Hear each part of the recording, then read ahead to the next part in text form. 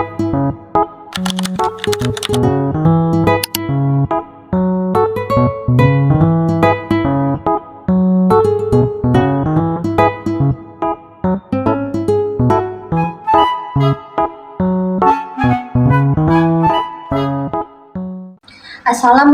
warahmatullahi wabarakatuh. Perkenalkan, nama saya Asti Arlita dengan NIM 24041060 dari kelas PKM 6. Tujuan dibuatnya video ini yaitu untuk memenuhi tugas ujian akhir semester mata kuliah PKN MI atau SD dengan dosen pengampu Bapak Agra Dwi Saputra MPD. Jadi di sini saya akan menjelaskan materi tentang PKN dari kelompok 8 sampai kelompok 12. Selamat menyaksikan. Baiklah, di sini saya akan menjelaskan materi dari kelompok 8 yang berjudul Identitas kepada Keluarga dan Teman dalam konteks budaya, suku, bahasa, agama, di lingkungan rumah, sekolah, dan masyarakat. Identitas diri merupakan bagian penting dalam kehidupan manusia yang menjadi dasar untuk mengenali jati diri, asal-usul, serta peran seseorang dalam lingkungannya. Identitas ini mencakup unsur budaya, suku, bahasa, dan agama yang secara bersama-sama membentuk kepribadian serta cara seseorang berinteraksi dengan orang lain. Budaya merupakan salah satu komponen utama pembentuk identitas diri yang berperan menanamkan nilai-nilai, norma, dan tradisi yang diwariskan secara turun-menurun. Budaya memberikan panduan moral dan sosial tentang bagaimana seseorang harus bersikap dan bertindak di lingkungannya. Misalnya, budaya gotong royong yang berkembang di masyarakat Indonesia bukan hanya sebagai bentuk kerjasama, melainkan juga sebagai bentuk solidaritas dan tanggung jawab bersama. Berikutnya suku. Setiap suku memiliki sistem nilai, adat istiadat, dan cara pandang terhadap kehidupan yang menjadi ciri khas tersendiri. Keberagaman suku di Indonesia, seperti suku Jawa, Batak, Bugis, atau Minangkabau, menampilkan kekayaan budaya yang luar biasa. Misalnya, masyarakat Batak yang dikenal menjunjung tinggi ikatan keluarga dan martabat, sedangkan masyarakat Minangkabau yang menekankan pentingnya musyawarah dalam setiap keputusan. Nilai-nilai seperti inilah yang membentuk kepribadian individu dan menjadi bagian dari jati diri yang ia bawa ke dalam kehidupan sosial. Selanjutnya, bahasa juga merupakan aspek penting yang memperkuat identitas diri seseorang. Bahasa bukan hanya sekedar alat komunikasi, melainkan simbol dari kekayaan budaya dan identitas kolektif suatu masyarakat. Melalui bahasa, individu mengekspresikan nilai-nilai, emosi, dan pemikiran yang mencerminkan latar belakang budayanya.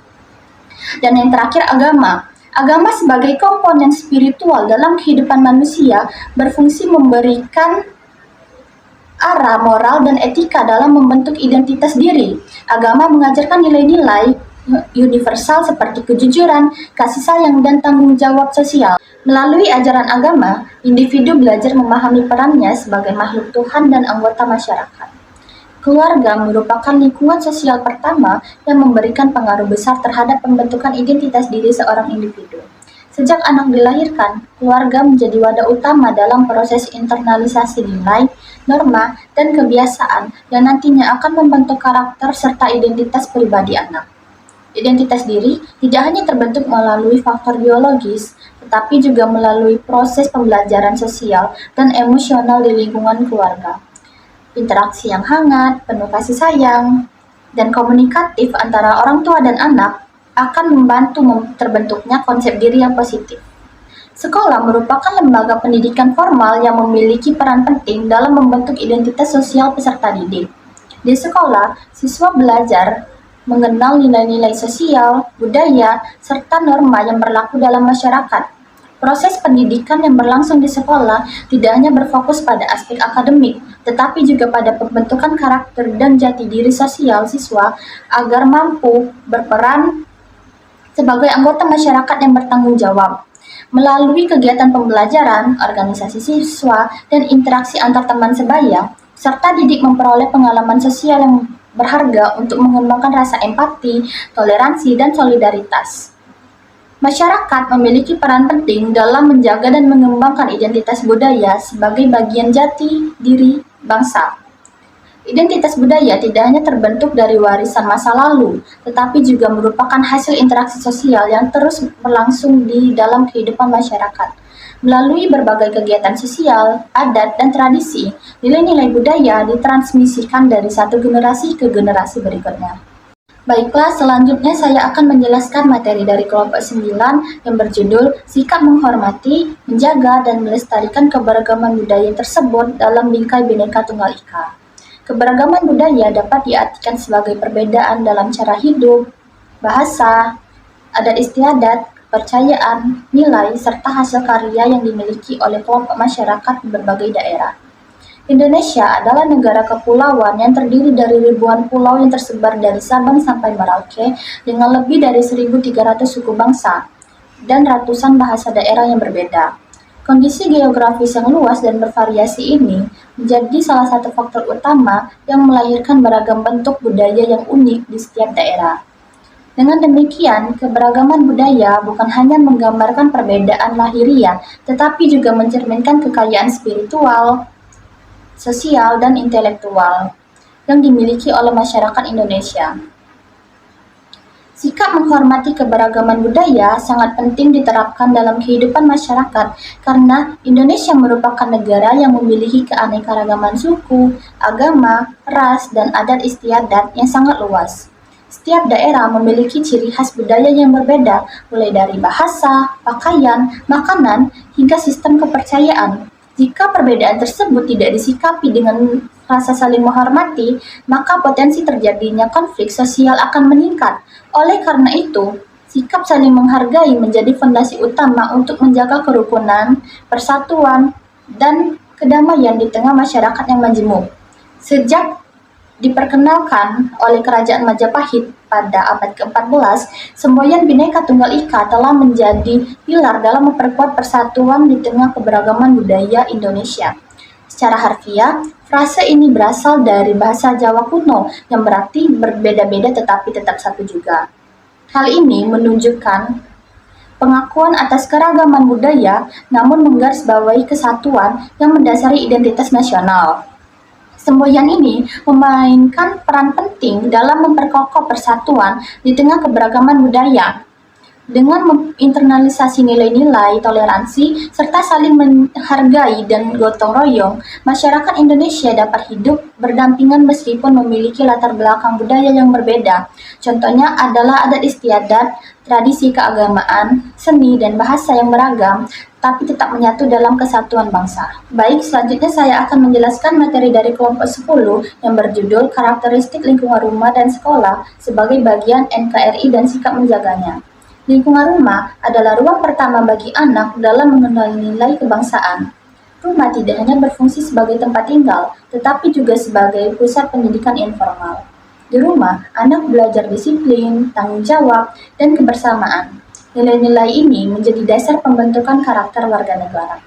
Dalam konteks NKRI, rumah berperan sebagai fondasi persatuan bangsa. Rumah yang harmonis akan melahirkan generasi yang cinta tanah air. Hal ini menunjukkan bahwa rumah adalah bagian integral dari sistem sosial nasional. Oleh karena itu, rumah memiliki karakteristik penting sebagai bagian dari NKRI. Sekolah merupakan lembaga pendidikan formal yang berfungsi sebagai pusat pembentukan karakter kebangsaan.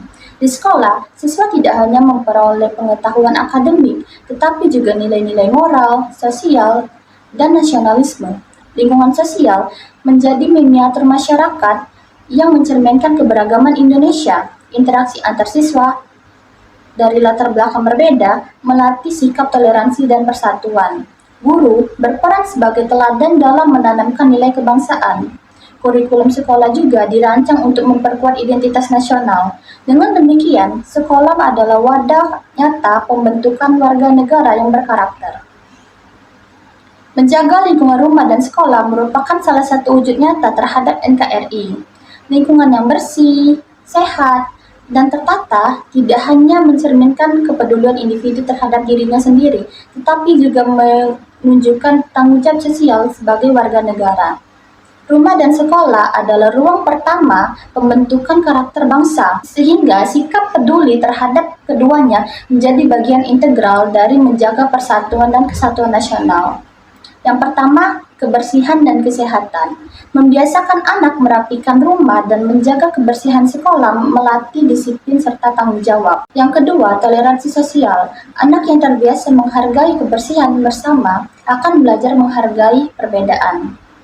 Yang ketiga, gotong royong.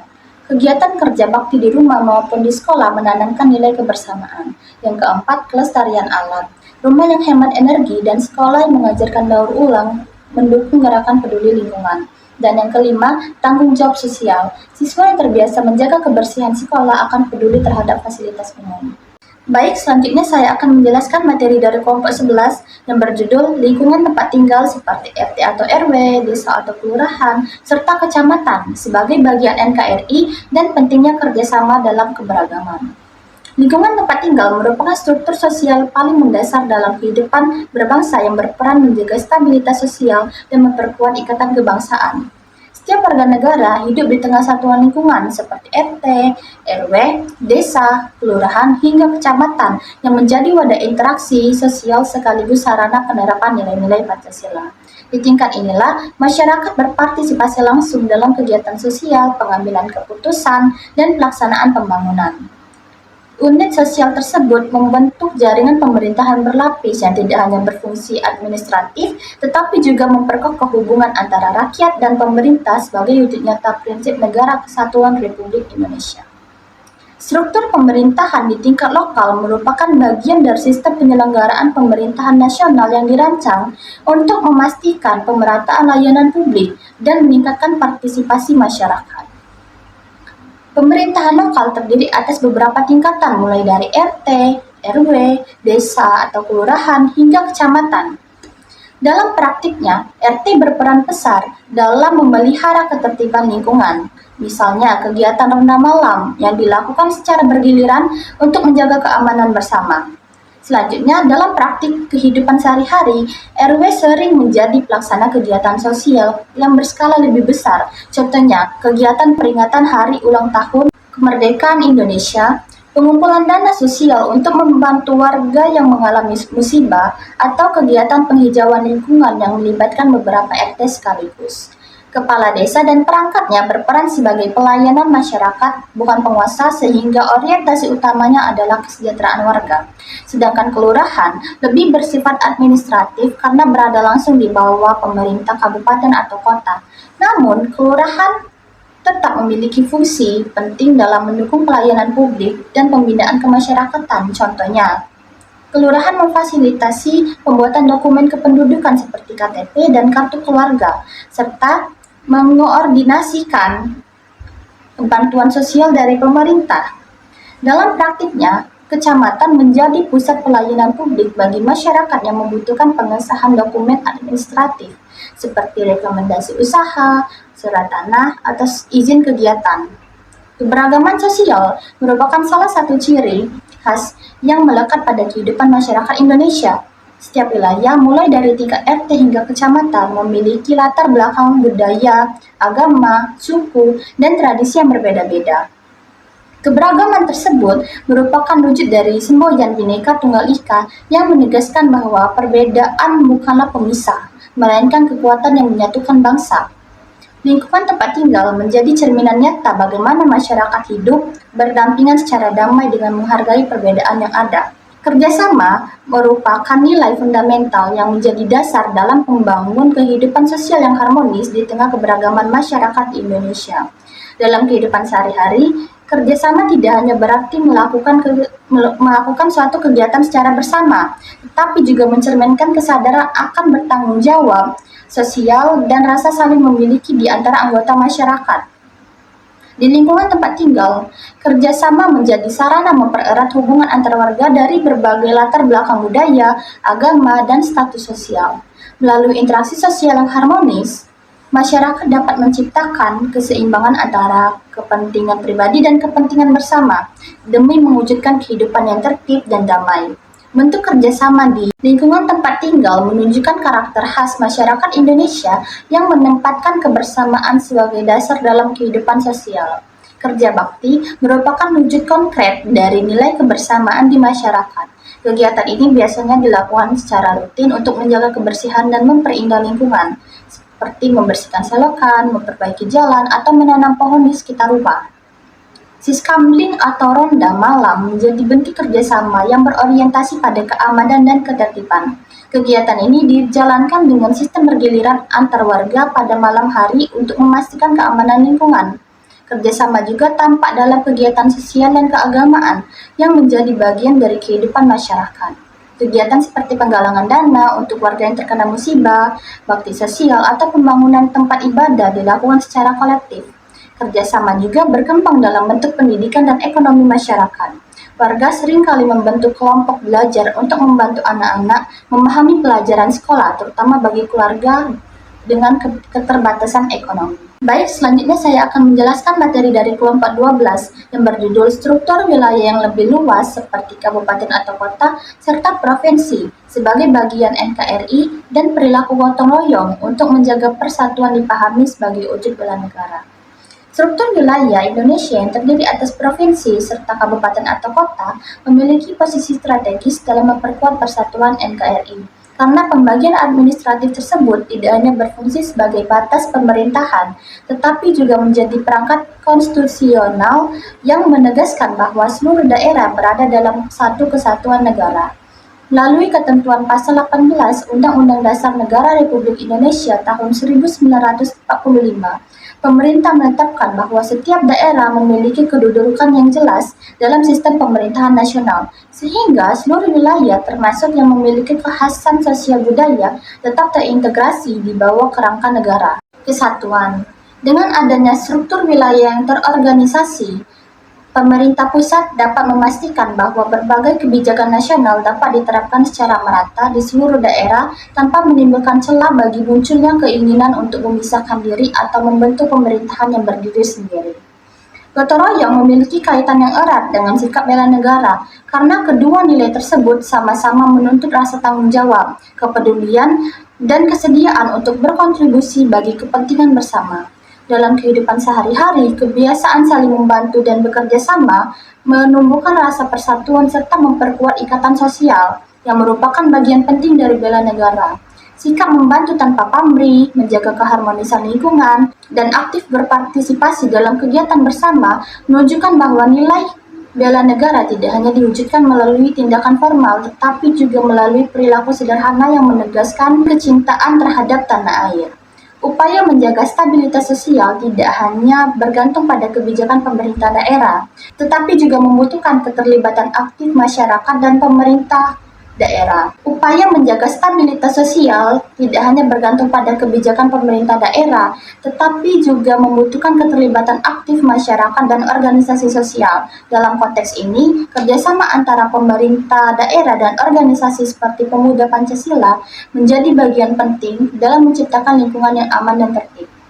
Kolaborasi tersebut tampak dalam berbagai kegiatan, mulai dari dukungan terhadap aparat keamanan hingga penanganan situasi darurat seperti banjir, kebakaran, serta upaya pencegahan penyalahgunaan narkoba di tengah masyarakat. Secara keseluruhan, modernisasi, individualisme, dan konflik kepentingan menjadi tantangan nyata yang perlu dihadapi dalam upaya mempertahankan nilai gotong royong. Ketiga faktor tersebut tidak hanya mengubah cara masyarakat berinteraksi, tetapi juga mempengaruhi cara mereka menafsirkan makna solidaritas dan kebersamaan. Jika tidak diatasi melalui pendekatan pendidikan, pemberdayaan komunitas, dan kebijakan sosial yang tepat, nilai gotong royong dapat semakin tergerus oleh perubahan sosial yang terus berlangsung.